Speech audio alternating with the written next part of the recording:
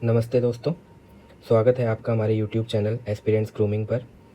पिछले वीडियो में हमने राष्ट्रकूटास के बारे में बात करी थी, जिसमें आपने देखा कि हमने समराइज्ड वे में उसको कवर किया है, जिसमें इम्पॉर्टेंट एस्पेक्ट्स आपको प्रीलिम्स के लिए मिल जाएंगे। ये जो सीरीज़ ऑफ वीडियोज़ हम अब बना रहे हैं, ये वीडियो हमने यूपीपीसीएस प्रीलिम्स 2024 और आरओ एआरओ 2024 के लिए बना रहे हैं। इसमें हमने सिर्फ वही पॉइंट्स कवर किए हैं जो प्रीलिम्स के लिए इम्पॉर्टेंट है।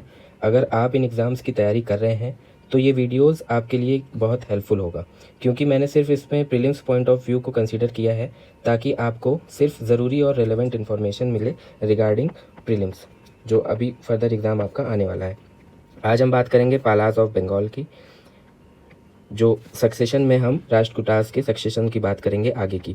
पालास ऑफ बंगाल की बात करें तो 8th सेंचुरी के बंगाल में एक बड़ा पॉलिटिकल केओस चल रहा था, जब शशांक गौड़ा, जो कि 637 एडी में जिनकी डेथ हुई, इसके बाद इस पूरे सिनेरियो को मत्स्य न्याय कहा जाने लगा, जिसका मतलब है मछलियों का न्याय, जिसमें बड़ी मछलियाँ छोटी मछलियों को खा जाती हैं। ये स्थिति इसलिए बनी बंगाल में क्योंकि एक मजबूत शासक के बिना राज्य में छोटे रजवाड़े और सरदार अपने अपने फ़ायदे के लिए लड़ाई करने लगे और बंगाल में व्यवस्था पूरी तरह बिगड़ गई। अब हम देखेंगे कि जो पाला डायनेस्टी थी उसको फाउंड किया था गोपाला ने, और एज पर Khalimpur copper plate inscription Gopala को एलेक्ट किया था कुछ नोटेबल मैन ने 750 ईस्वी में। As per Buddhist scholar Taranath, Gopal जो थे वो एक आर्डेंट बुद्धिस्ट थे और इन्होंने उदांतपुरी मोनास्ट्री को बनाया था, जो कि आप यहाँ पे देख सकते हैं।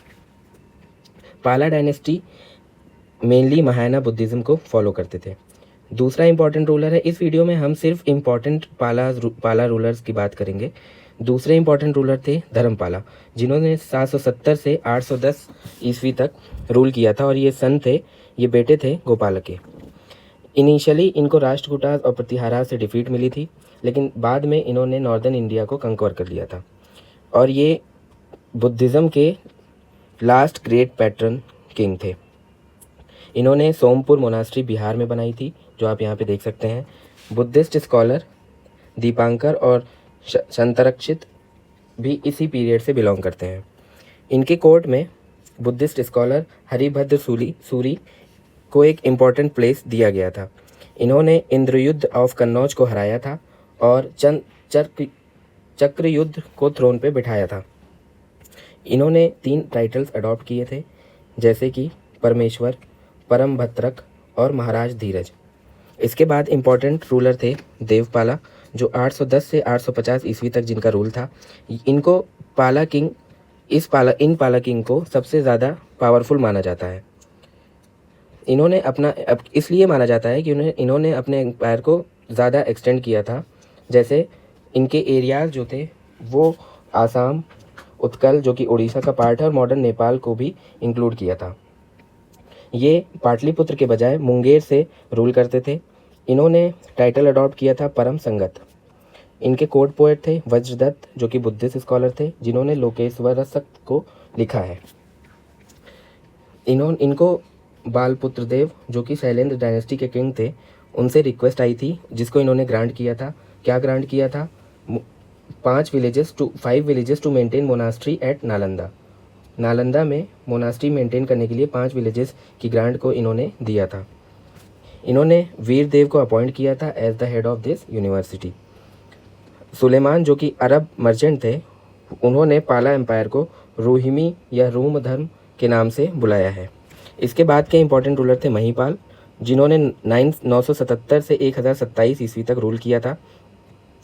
As per Thirumalai inscription, Rajendra चोला ने इनके टाइम पे ही बंगाल में अटैक किया था। महीपाल मारे गए थे ड्यूरिंग द रिवोल्ट ऑफ कैवरतास के रिवोल्ट के दौरान इनकी मृत्यु हो गई थी।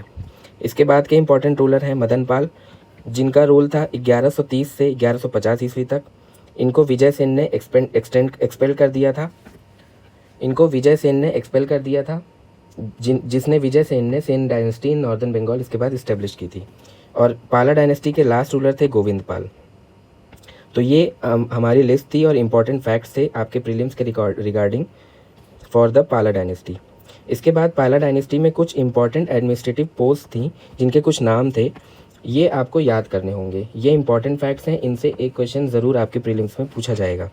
ये आप जैसे कि देख सकते हैं, दूत जो थे वो हेड एम्बेसडर थे, अग्ररक्षक थे चीफ गार्ड को बोलते थे, शस्त्राधिकृत जो थे वो टैक्स कलेक्टर हुआ करते थे, महाक्ष पतालिका अकाउंटेंट को बोलते थे, क्षेत्रप जो था वो head of land use division. यहाँ पे दो चीज़ें हैं, head of land use division और हेड ऑफ लैंड मेजरमेंट। तो प्रमात्र जो था वो हेड ऑफ लैंड मेजरमेंट को बोलते थे और क्षेत्रप बोलते थे लैंड यूज डिवीज़न के हेड को। इसके बाद लास्ट आपका है दंड शक्ति, जो कि पुलिस फोर्स को बोला जाता था, और ये थोड़ा सा ऑब्वियस है क्योंकि यहाँ पे दंड वर्ड का यूज़ ही किया गया है। दोस्तों यहाँ तक आपने देखा कि ये एडमिनिस्ट्रेटिव पोस्ट थी। इसके बाद हम एक क्वेश्चन देखेंगे जो कि यूपीपीसीएस 2020 में पूछा गया था, और इसके दो स्टेटमेंट्स हमारे क्लासेस से कवर हो रहे हैं। जैसे राइज ऑफ प्रतिहाराज अंडर किंग भोज, ये लगभग 836 एडी में हुआ था, और पाला डायनेस्टी फाउंडेड बाय गोपाला, जो कि आज की क्लास में आपने देखा कि ये हुआ था लगभग 750 एडी में। ये क्वेश्चन रिगार्डिंग क्रोनोलॉजिकल ऑर्डर था, और हमारी क्लास से आप ये दोनों पॉइंट्स को कवर कर सकते हो। और नेक्स्ट वीडियो में हम बात करेंगे राष्ट्रकूटास की। थैंक यू दोस्तों, please like share and subscribe our channel.